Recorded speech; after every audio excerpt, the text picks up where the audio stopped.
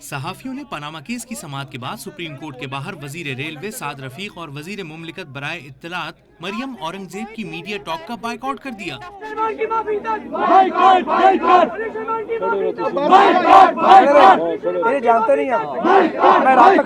Media talk کا boycott کرنے والے صحافیوں نے وزیر مملکت انوشا رحمان پر موبائل فون چھیننے اور دھمکیاں دینے کا الزام لگایا۔ میڈم نے کہا کہ آپ کو میں نا یہ بند کروا دوں گی جیل میں، اور اس کے علاوہ 14 سال کی سزا کروا دوں گی، یہ کروا دوں گی، دھمکیاں دی۔ ایف آئی اے کو میں بھی بلاتی ہوں، یہ کرواتی ہوں، یہ کرواتی ہوں، دھمکیاں دینا، اور موبائل فوراً مجھ سے چھین لیا اور فوراً کہا کہ سیکورٹی والوں کو بلاؤ، یہ کرو یہ کرو، یہ معاملہ۔ اس کے بعد موبائل میڈم نے مجھ سے چھین لیا اور میرا موبائل چھین کے انہوں نے اپنے پاس رکھا، پھر اس کے بعد موبائل واپس کر دیا۔ مریم اورنگزیب نے صحافیوں کو بائیکاٹ ختم کرانے کے لیے معاملہ حل کرانے کی پیشکش کی۔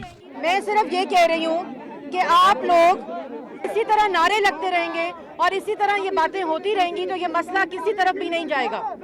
تو میرے خیال میں اگر کوئی بھی آپ میں سے کوئی بھی مل کر میرے دفتر آ جائے اور اس مسئلے کو وہاں حل کر لیتے ہیں۔ وزیر ریلوے سعد رفیق نے بائیکاٹ ختم کرانے کے لیے مریم اورنگزیب کی تجویز کی حمایت کی، لیکن صحافیوں نے ان کی ایک نہ سنی۔ میرا خیال ہے اس طرح کرتے ہیں کہ ایک منٹ یار یہ چپ کرو نا، کچھ یہ مقبول بات ہے۔ اس طرح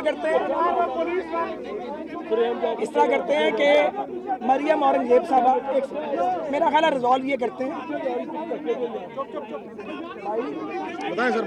مریم اورنگزیب صاحبہ، مریم چپ کرائیں، میری بات سنیں۔ صحافیوں کے بائیکاٹ ختم نہ کرنے کے باوجود سعد رفیق نے کہا کہ عمران خان اور سیاسی مخالفین کو ان کی طرح حساب دینا ہوگا۔